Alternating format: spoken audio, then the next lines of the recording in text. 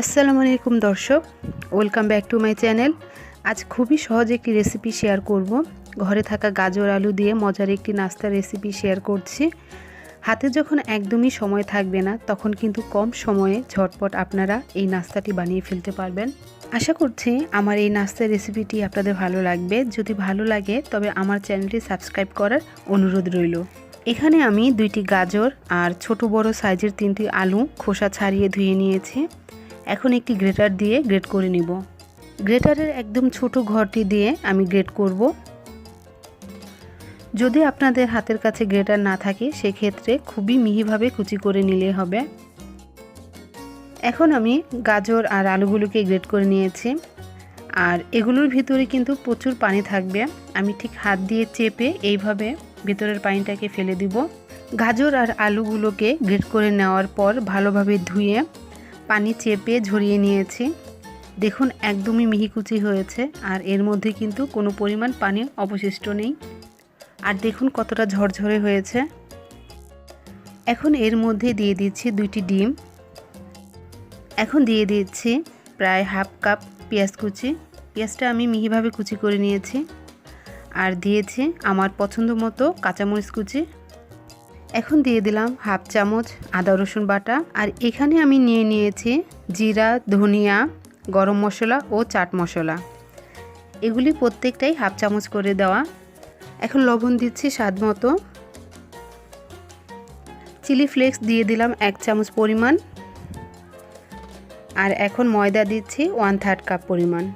এর মধ্যে আরও দিয়ে দিচ্ছি হাফ চামচ হলুদ গুঁড়ো। আর এখানে আমি কিছু ফ্রোজেন ধনিয়া পাতা দিচ্ছি, আপনারা চাইলে ফ্রেশটা দিয়ে নেবেন। এখন আমি সবগুলো উপকরণকে হাত দিয়ে ভালোভাবে মিশিয়ে নিচ্ছি। একদম ভালো করে মিশিয়ে নিতে হবে। আর মিশ্রণটি কিন্তু খুব বেশি পাতলা বা শক্ত হবে না, আঠালো একটি মিশ্রণ হবে। দেখুন মিশ্রণটি ঠিক এরকম হবে।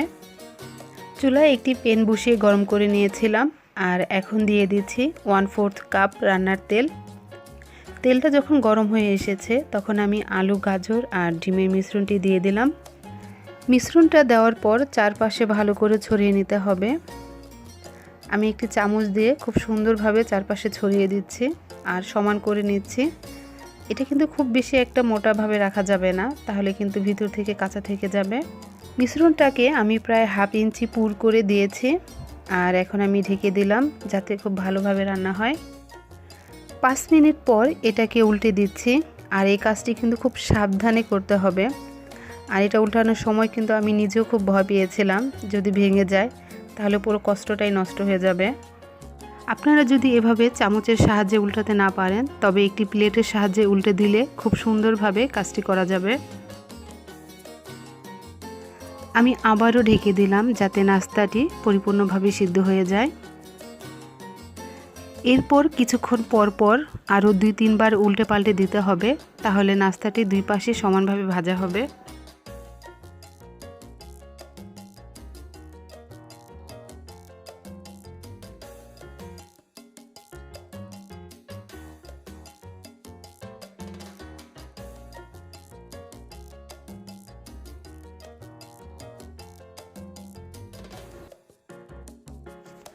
নাস্তাটি এখন হয়ে এসেছে আর একটি প্লেটে তুলে নিচ্ছি। নাস্তাটি দেখতে কিন্তু খুবই সুন্দর লাগছে। আমি এখন একটি ছুরি দিয়ে কেটে নিচ্ছি। এই নাস্তাটি বানানো যত সহজ, খেতে কিন্তু ঠিক ততই মজার। দেখুন ভিতরটাও কিন্তু সুন্দরভাবে ভাজা হয়েছে। আর কত সহজে ঝটপট মজার একটি নাস্তা তৈরি করে ফেললাম। আমার এই রেসিপিটি যদি ভালো লাগে তবে বাসায় অবশ্যই একবার ট্রাই করবেন।